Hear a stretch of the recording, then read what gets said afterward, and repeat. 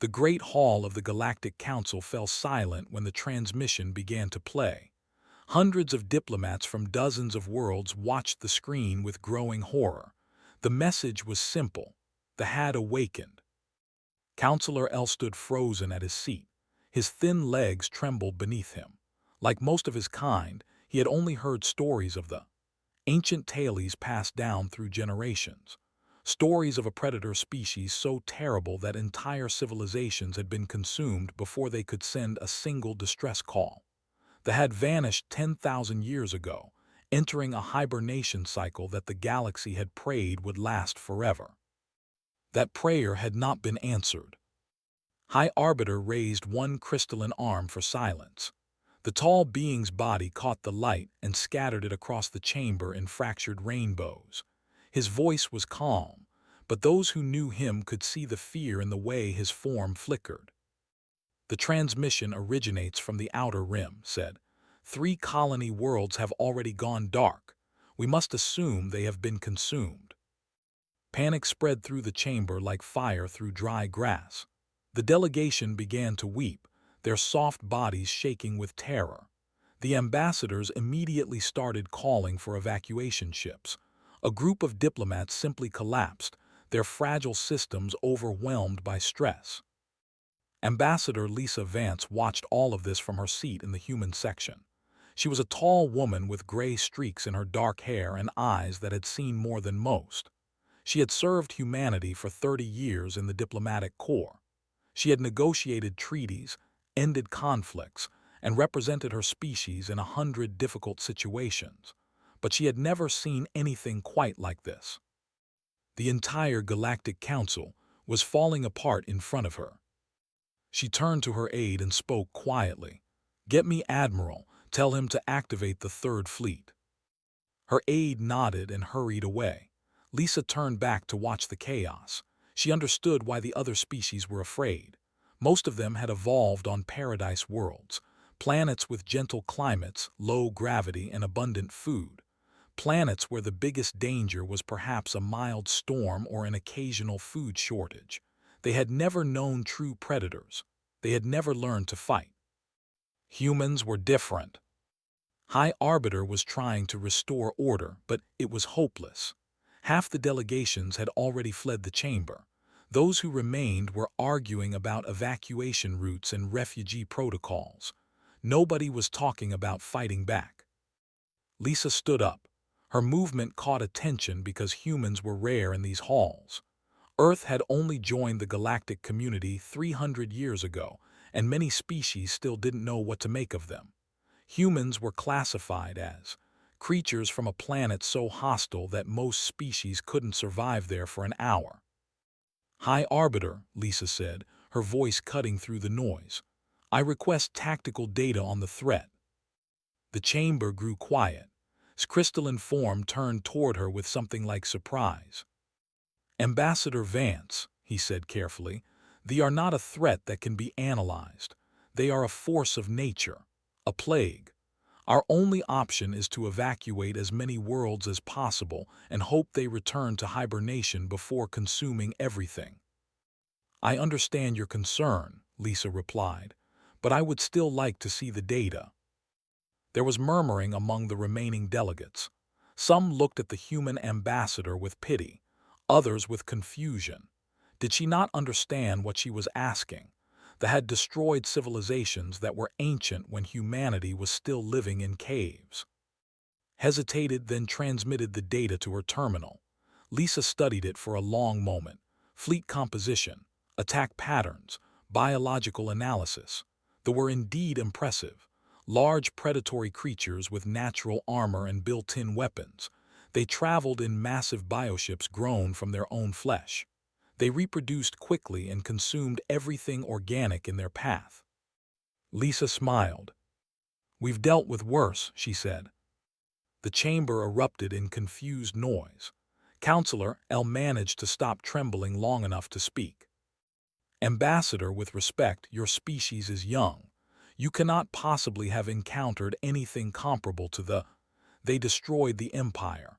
They consumed the 12 worlds of. They are the most dangerous predators in galactic history." Lisa looked at the small being with something like fondness. They were gentle creatures, kind and intelligent, but they had no idea what they were talking about. "Counselor," she said, "my species evolved on a world where everything tried to kill us. The plants were poisonous. The animals were predators. The weather could destroy cities. We survived ice ages, supervolcanoes, and mass extinctions. We didn't just survive. We became the most dangerous thing on our planet. And then we got bored and started looking for new challenges." She gestured at the data on her screen. "They are scary, I'll give you that. But they evolved on a paradise world just like most of you. They became predators because their prey was weak, not because they were strong.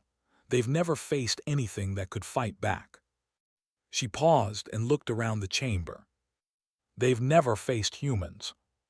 The doors to the chamber opened. A man walked in wearing the uniform of Earth's military. He was old, with white hair and a face marked by scars. His name was Admiral Jack, and he had commanded human forces in a dozen conflicts. He moved with the easy confidence of a predator who knew exactly how dangerous he was. "Ambassador," he said, nodding to Lisa, "you called." "Admiral, they have awakened. 3 colony worlds are already gone. The Council is preparing to evacuate." Studied the data Lisa sent to his tablet. His expression didn't change. He had seen worse things than this. He had fought worse things than this. "How many ships do they have?" he asked. "Approximately 200 biovessels, unknown number of smaller craft. And we have 47 ships in the Third Fleet." "That's correct." Nodded slowly. He looked around the chamber at the terrified aliens. Then he looked back at Lisa. "Tell them not to evacuate," he said. "Tell them to stay behind us." He turned to address the remaining delegates directly. His voice was hard and certain. "My name is Admiral Jack of the Earth Defense Force. I am activating the fleet. We will intercept the threat and eliminate it. You have nothing to fear." Counselor L stared at the human admiral with disbelief. "Admiral, you cannot possibly expect 47 ships to stop the swarm. It is suicide." Smiled. It was not a friendly smile. "Counselor, my species has a saying. It's not about the size of the dog in the fight. It's about the size of the fight in the dog." He turned and walked toward the door. "Contact me when you have updated coordinates on the enemy fleet. We'll be waiting for them." He left the chamber without looking back. Lisa Vance remained, watching the stunned faces of the alien delegates. For 300 years, humanity had tried to fit into galactic society. They had been polite. They had been diplomatic. They had hidden the truth about what they really were. That time was over. They had made a terrible mistake. They had threatened a galaxy that contained humans, and now they would learn why Earth was classified as a... The hunt was about to begin. The orbital shipyards above Luna were the largest construction facility in human space. Massive docks stretched for hundreds of kilometers, filled with warships in various stages of construction and repair. At the center of it all sat the assault carrier Endurance, flagship of the fleet. Captain Cole stood on the observation deck and watched his crew prepare for war. Men and women moved through the corridors with purpose. Weapons were loaded. Systems were checked. The ship hummed with barely contained energy. Had commanded the Endurance for 5 years. He had fought pirates in the outer colonies and rebels in the mining sectors. But this was different. This was the first time humanity would face an enemy from outside their own species. The first time they would test themselves against something truly alien. He was looking forward to it. "Captain, the tactical briefing is ready." Turned to see Lieutenant Commander Amy Hawkins standing in the doorway.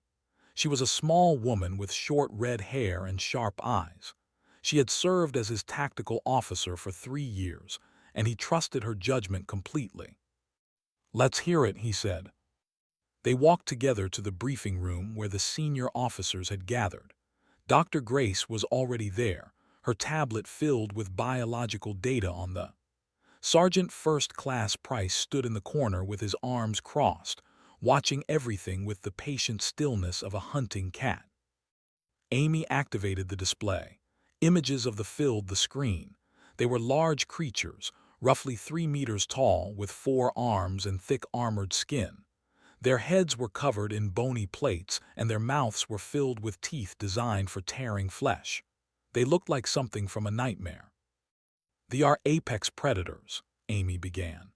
"They evolved on a Class II world in the Outer Rim approximately 50,000 years ago. They developed roughly 30,000 years ago and immediately began consuming neighboring civilizations. At their peak, they controlled over 200 star systems." "What stopped them?" asked. "Nothing stopped them. They simply ran out of easy prey. When they exhausted the local population of inhabited worlds, they entered a hibernation cycle to wait for new civilizations to develop. They've done this multiple times throughout galactic history." Studied the images. They were impressive, he had to admit. By galactic standards, they were terrifying. Most alien species were fragile things.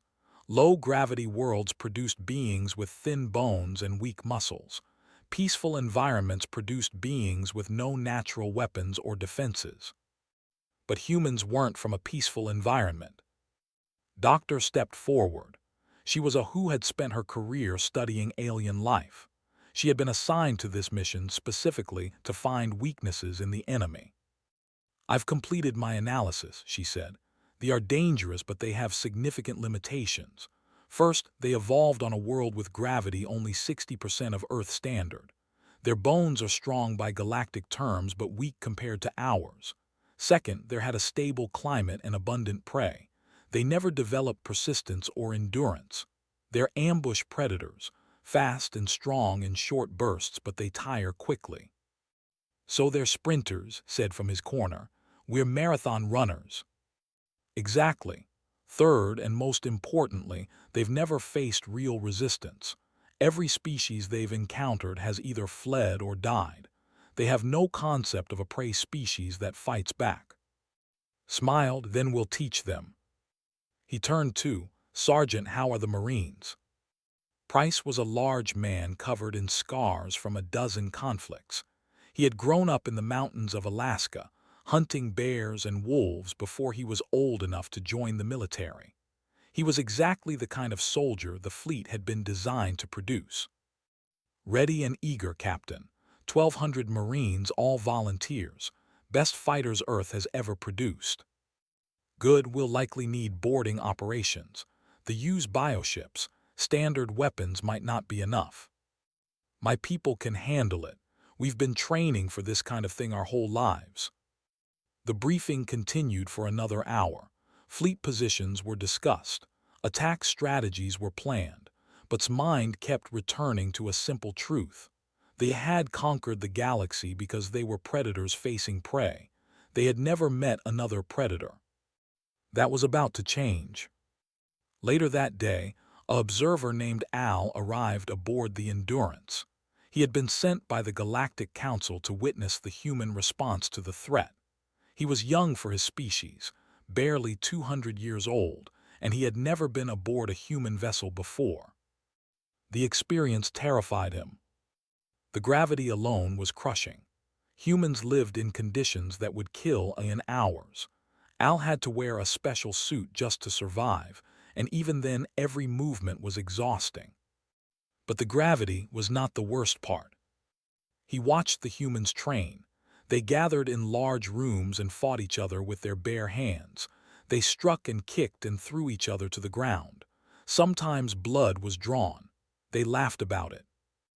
They lifted heavy objects for no apparent reason, massive weights that would crush Al's entire body. They did this repeatedly, straining and sweating, their faces twisted with effort. And when they were done, they talked about doing it again tomorrow. He saw their food, chemicals that were toxic to most galactic life. Caffeine, capsaicin, alcohol. They consumed these substances voluntarily, for pleasure.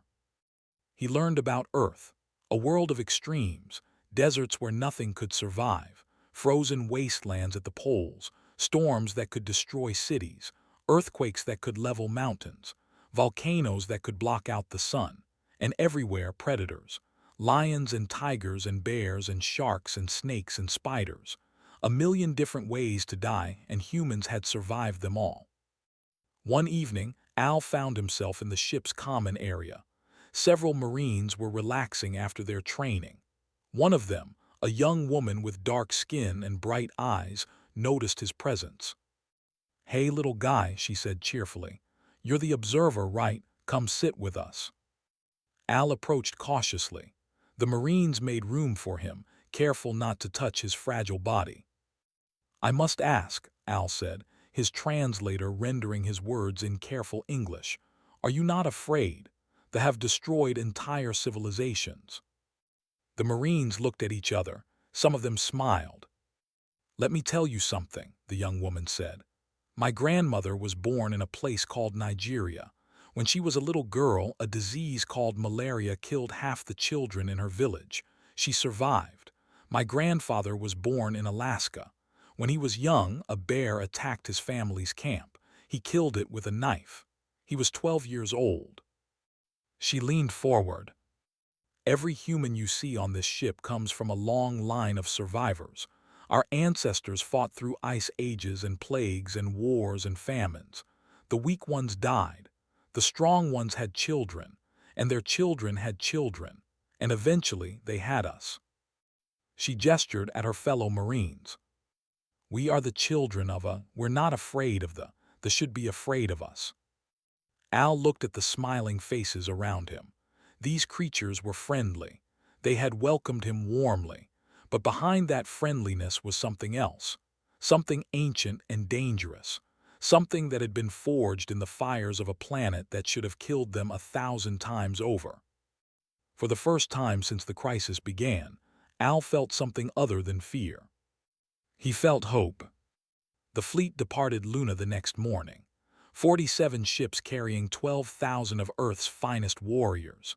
They moved toward the swarm with the calm confidence of hunters who knew their prey. The galaxy watched and wondered. Could these strange creatures from really stop the ancient terror? They were about to find out. The Meridian system had been a peaceful place once. 3 small colonies had orbited its yellow sun, home to nearly 1 million settlers. They had built beautiful cities of crystal and light. They had farmed the gentle hills and fished the calm seas. They had lived without fear because they had never known anything to fear. Now they were gone. Warlord stood on the bridge of his bioship and watched the last of the feeding operations. His warriors had consumed everything. The cities were empty husks. The fields were barren. 1 million lives had become fuel for the swarm. It had been easy. It was always easy. They had awoken hungry after 10,000 years of sleep. The galaxy was full of soft creatures waiting to be eaten. Had led his fleet through 3 systems already, and not once had he encountered resistance. The prey screamed. The prey ran. The prey died. This was the natural order of things.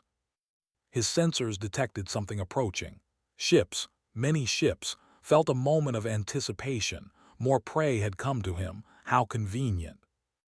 But as the ships grew closer, something strange became clear. They were not running. They were not sending pleas for mercy. They were coming directly toward his fleet in an attack formation. Had never seen prey attack before. "Scan those vessels," he ordered. His officers obeyed. The data that returned confused them all. The ships were made of metal and ceramic, not organic material. They were heavily armored far beyond any galactic standard. They carried weapons that seemed almost primitive. Kinetic launchers, nuclear warheads, directed energy systems. But there was so much of it, so many weapons. Why would any species need so many weapons? The answer came in a transmission. A face appeared on screen. A human face. Male, old. The creature showed its teeth in what might have been a smile. "This is Admiral Jack of the Earth Defense Force. You have attacked worlds under galactic protection. You will withdraw immediately or be destroyed." Stared at the image. The creature was small, fragile-looking, certainly nothing compared to a warrior. He had consumed thousands of species throughout his long life. This one would be no different. "I am warlord of the eternal swarm," he replied. "You face the little creature. Your words are meaningless. Surrender now and your death will be quick. Resist and you will suffer." The human's expression did not change. "Come and take us," it said. The transmission ended, felt something unfamiliar stir in his chest. It took him a moment to recognize it. Irritation. How dare this creature speak to him that way? "All ships attack formation. Destroy these insects." The swarm surged forward.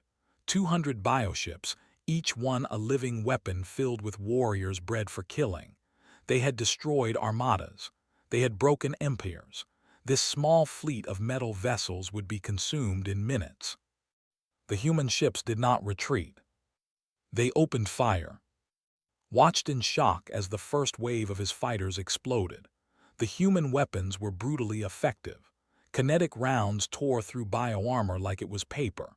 Missiles detonated with nuclear fire, vaporizing entire sections of his fleet. Energy beams cut through his ships with surgical precision. They had never developed point defense systems. They had never needed them. No prey had ever shot back. "Return fire," commanded. "Launch all warriors." His fleet responded. Bioweapons spat acid and bone projectiles at the human vessels. Boarding pods launched toward the enemy ships. Thousands of warriors prepared to tear the strange creatures apart. But the humans had prepared for this too. Their ships were covered in defensive turrets that tracked and destroyed the boarding pods before they could land.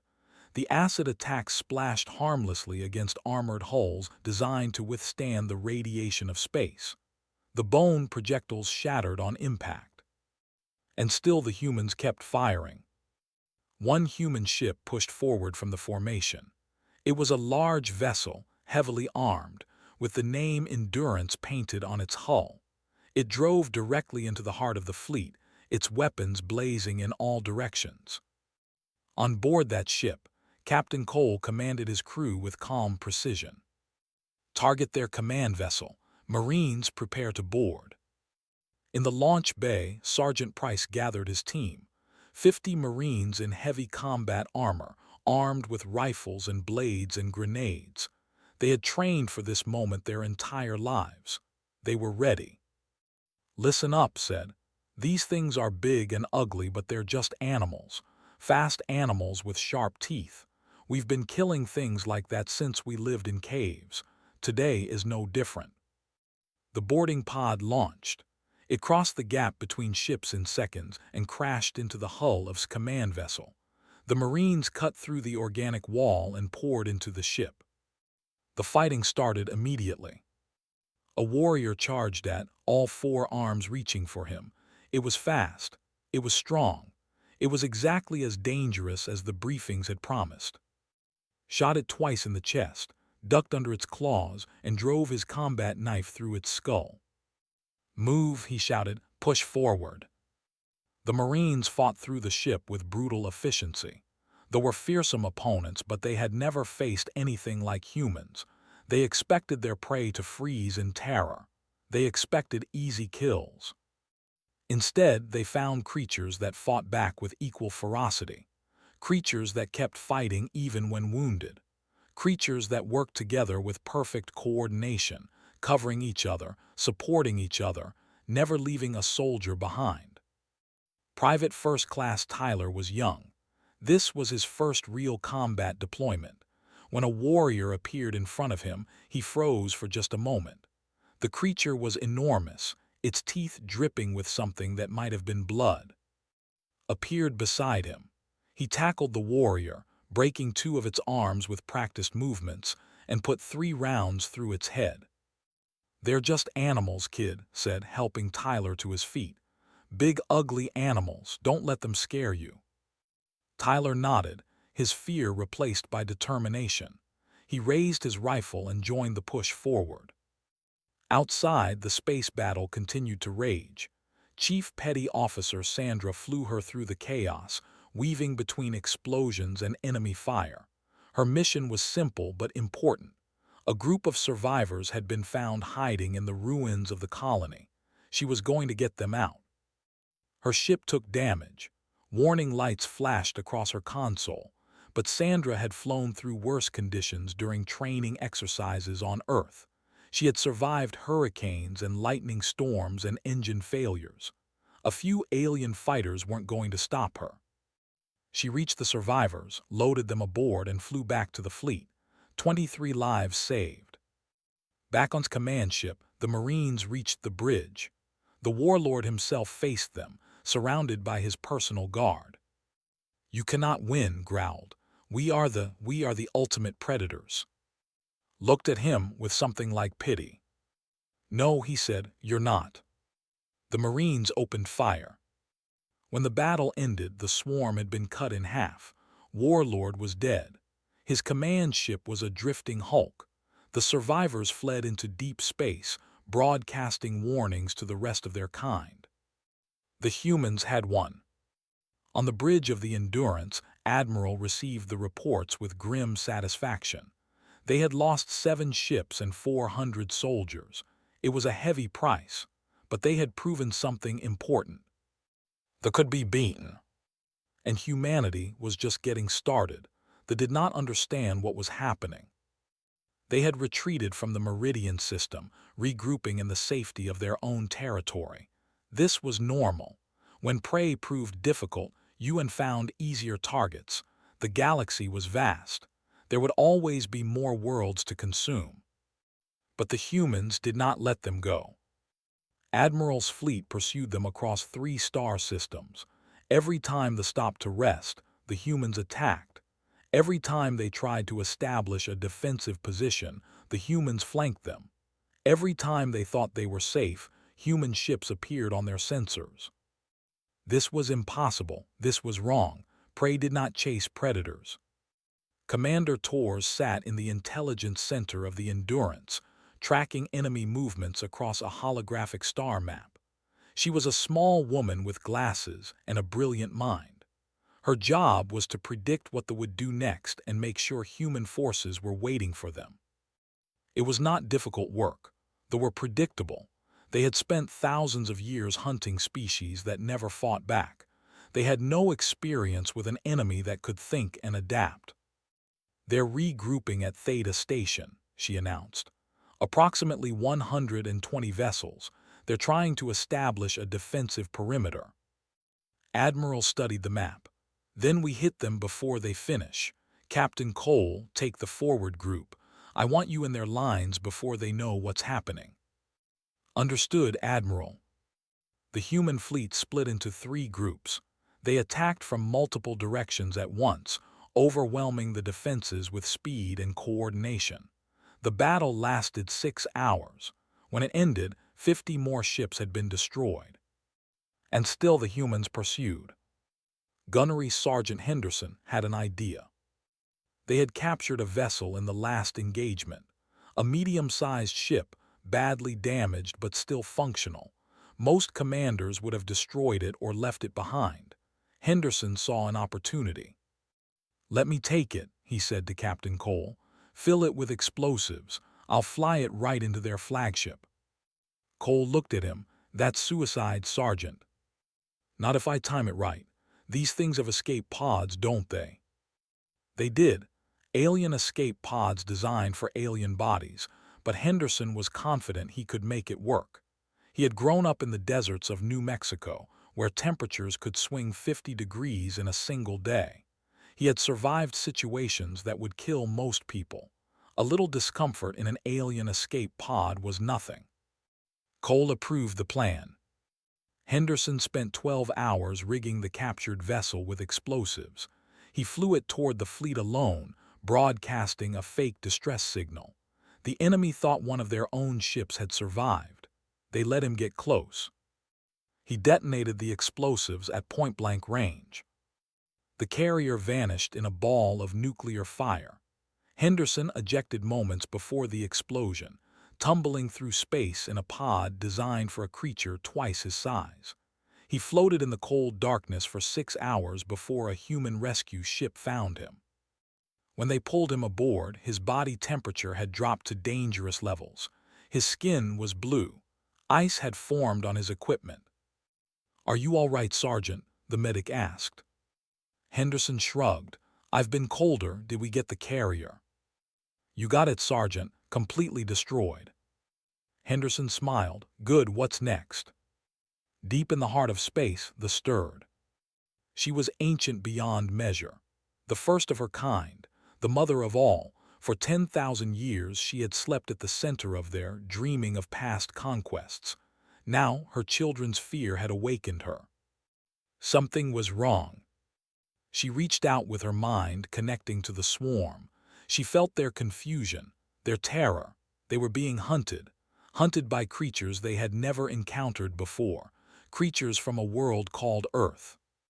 This searched her ancient memories. She knew of many species, many civilizations that had risen and fallen while her kind slept, but she had never heard of Earth. She pulled information from her children's minds. She saw the battles through their eyes. She watched the humans fight with a ferocity that matched her own warriors. She saw them take wounds that should have been fatal and keep fighting. She saw them work together with perfect coordination, protecting each other, saving each other. She saw them smile as they killed. These were not prey. These were predators, but how could that be? They were the ultimate predators. Nothing in the galaxy could challenge them. Then she learned about Earth. A world of fire and ice. A world of poison and radiation. A world where the very ground could shake apart without warning and the sky could rain destruction. A world filled with creatures that hunted and killed and survived against impossible odds. They understood now. Her children had made a terrible mistake. They had awakened expecting to find the usual prey, soft creatures from gentle worlds, easy meals for the eternal swarm. Instead, they had found humans, creatures forged in an environment that made her own look like paradise, creatures who had evolved to fight and kill and survive, creatures who had conquered their own planet and then looked to the stars for new challenges. And now those creatures were coming for her.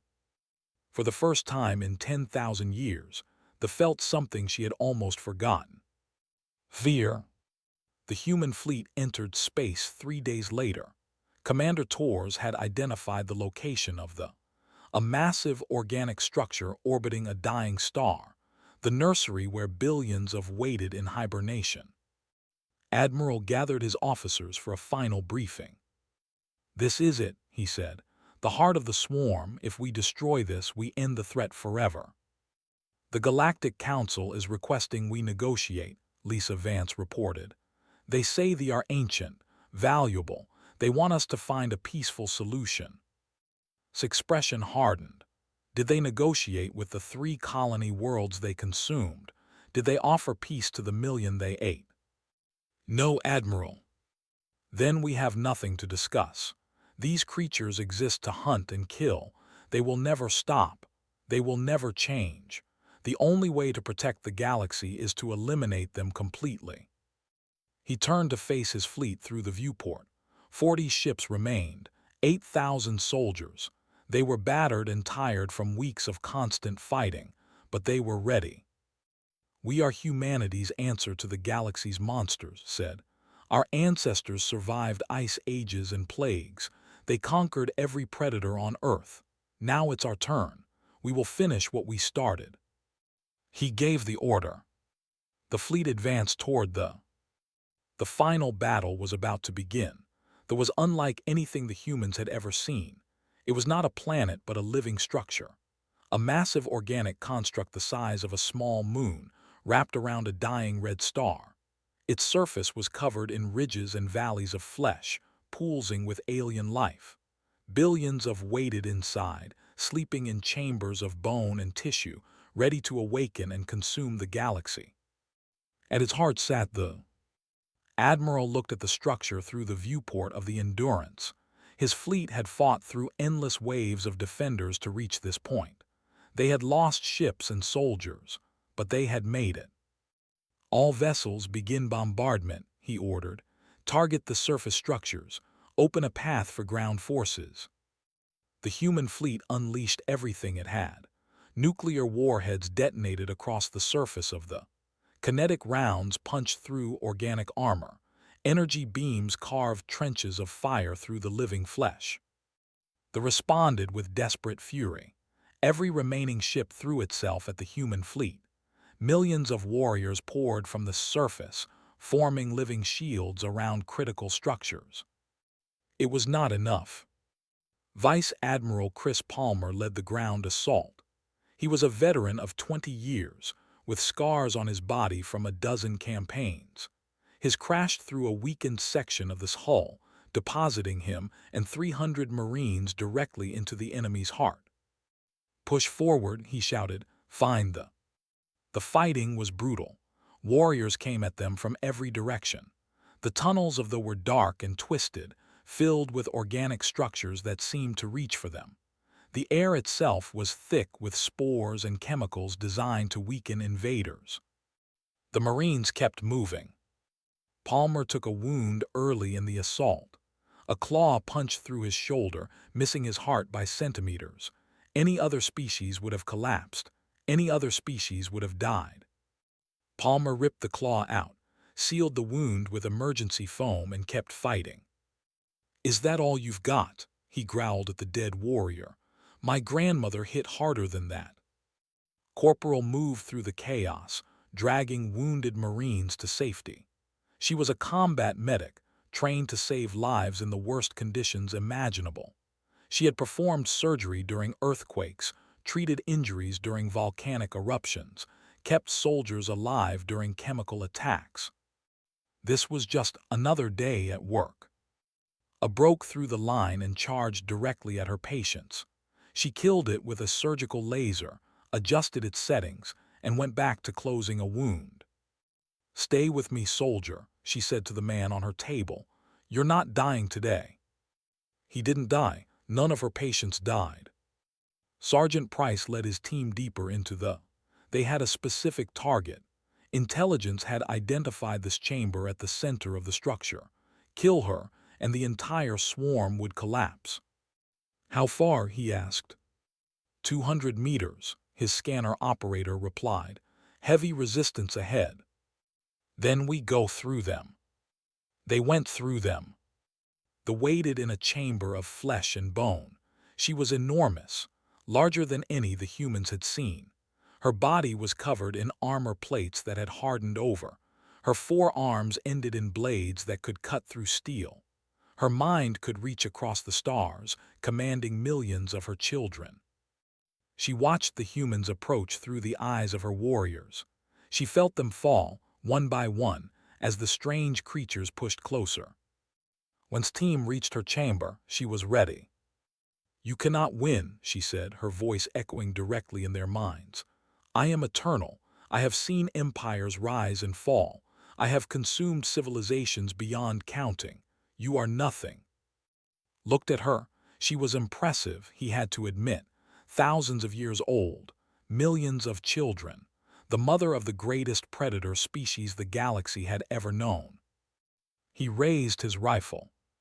"Lady, I grew up hunting grizzly bears in Alaska. You're just a bigger target."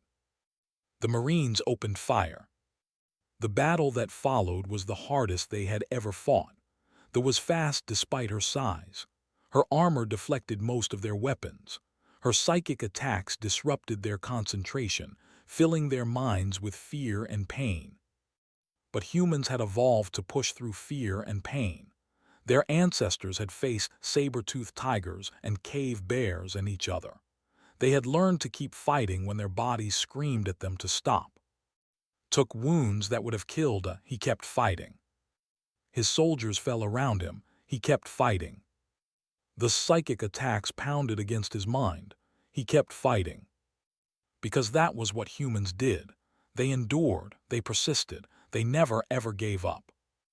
In the end, it was himself who delivered the killing blow. His rifle was empty. His knife was broken. He climbed onto this back and drove his last grenade directly into the gap between her armor plates. The explosion killed her. was thrown across the chamber, his body broken in a dozen places. But he was alive.